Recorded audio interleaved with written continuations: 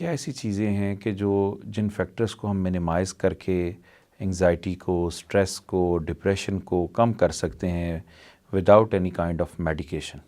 Ji, thank you very much. Basically एक चीज़ है कि जितने भी न्यूरोसाइकोलॉजिकल इश्यूज़ हैं ना, उनकी एट अ टाइम कोई एक रीज़न नहीं होती। मल्टीपल रीज़न है। मल्टीपल, किसी भी को अगर कोई स्ट्रेस है ना, तो एक आध अगर स्ट्रेस होगी तो वो एक एज ए ह्यूमन बीइंग वो कोप कर सकता है।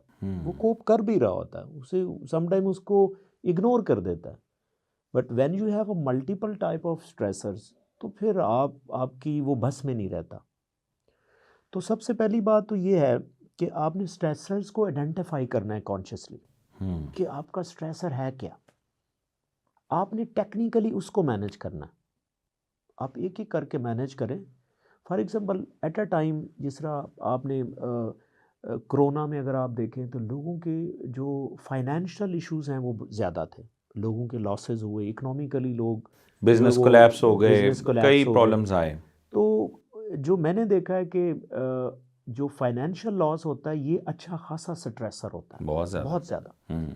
हाँ, इससे बड़े बड़े भी स्ट्रेसर हैं। लाइक अगर आप साइकोलॉजी को देखें तो सबसे जो बड़ा स्ट्रेसर काउंट होता है ना, वो आपके स्पाउस का लॉस होता है। जी डॉक्टर साहब, मेरे ख्याल से स्पाउस के लॉस से भी ज़्यादा जो इश्क में नाकामी है ना, हमारी नौजवान नस्ल का मेरे ख्याल से सबसे बड़ा मसला है। इसमें जी क्या बिल्कुल, कहेंगे? जी बिल्कुल, ये चीज़ें एग्जिस्ट करती हैं हम्म। और इसमें कई केसेस रिपोर्ट भी हुए हैं। लाइक सुसाइडल अटेम्प्ट्स होती सुसाइड्स हैं बहुत हुए हैं, कि ठीक है ना। तुम्हारी खातिर तारे हाँ, तोड़ के ले आऊँगा, वो तो लाता नहीं लेकिन वो सुसाइड कर लेती है। ये स्लीपिंग पिल्स, ये क्या वजह है कि लोग स्लीपिंग पिल्स की तरफ जाते हैं, या स्पेशली या इसके अलावा जो सुसाइड अटेम्प्ट करते हैं ये साइकोलॉजिकली कमज़ोर लोग होते हैं या कि इतने इमोशनल होते हैं कि उसके लिए कर गुजरते हैं?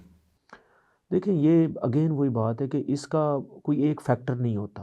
अगर हम्म। कोई सुसाइडल थिंकिंग की तरफ जा रहा है तो उसका कोई एक फैक्टर नहीं होता। एक डॉक्टर वक्त साहब, मैं आपकी बात काटता जी, हूँ। एक लड़का है, हमारी नौजवान नस्ल को सबसे ज़्यादा मैंने बताया यही स्ट्रेस है कि अगर उसको एक जगह फॉर एग्जांपल रिलेशनशिप उसका ब्रेक हो गया है, ख़त्म हो गया, अब उसको शदीद स्ट्रेस है। ये नौजवान नस्ल जो हमारी देख रही होगी यकीनन इस सवाल को के बारे में ज़रूर जानना चाहेगी। उसका ब्रेकअप हो गया है, ख़त्म हो गया सिलसिला, तो डॉक्टर साहब उस टाइम पर उसको स्ट्रेस को कूप अप करने के लिए क्या करना है? अब इसमें ये है कि अगेन देखें, अगर सिर्फ जो आप कह लें कि रिलेशनशिप में नाकामी की वजह ही सुसाइडल थिंकिंग है, हम्म। तो फिर हर उस बंदे को सुसाइड करना चाहिए जिसका रिलेशनशिप में ब्रेकअप होता। इसका मतलब फिर ऐसे नहीं है कि हर बंदा ऐसे नहीं कर रहा होता। इसका मतलब है उसके पीछे को और फैक्टर भी होते हैं। हो हम्म। सकता है उसकी पर्सनैलिटी ऐसे ना हो। उसकी ऑलरेडी एक बंदे की ऑलरेडी डिप्रेसिव पर्सनैलिटी है, हम्म। ठीक है ना। अब डिप्रेसिव पर्सनैलिटी है, साथ फाइनेंशियल इश्यूज भी हैं, साथ उसका ब्रेकअप भी हो गया है, तो देन वो चीज़ें कंपाउंड कंपाउंड इफेक्ट क्रिएट करती हैं। मल्टी फैक्टोरियल हो गया। एग्जैक्टली हम्म। तो मैंने इसीलिए बताया कि कोई एक रीज़न पीछे नहीं होती। ये बड़ा आसान होता है कि हम किसी को भी ऐसे ही डिसऑर्डर स्टिग्माटाइज कर देते हैं कि यार इसको डिप्रेशन है, या बंदा खुद कह रहा होता है जी मुझे डिप्रेशन है। उसकी वैसे क्या अलामात हैं साइकोलॉजिकली अगर हम देखें तो? इसकी अलामात क्या हैं जिससे हम कह सकते हैं कि वाक़तन ये बंदा जो है वो डिप्रेशन का शिकार है?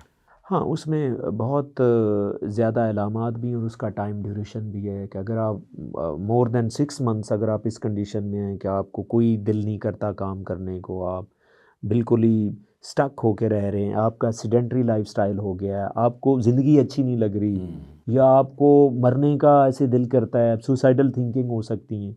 तो अगर आपकी कंडीशन मुसलसल 6 माह तक ऐसे, तो फिर आप उस डिप्रेशन की तरफ होते हैं।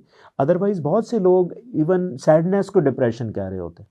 तो इसके लिए बड़ा इम्पोर्टेंट है कि उसको समझना कि क्या डिप्रेशन। इसके लिए कोई डायग्नोस्टिक टेस्ट भी है डिप्रेशन के लिए? जी, इसके लिए आपके पास साइकोलॉजिकल टेस्टिंग भी है, बायोलॉजिकल टेस्टिंग भी है।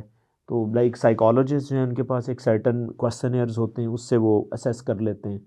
अगेन असेसमेंट होती है उनकी। इस तरह बायोलॉजिकल बहुत सी प्रोटीन्स को आप आइडेंटिफाई करते हैं कि ये जिस तरह सेरोटोनिन का लेवल कम हो गया है,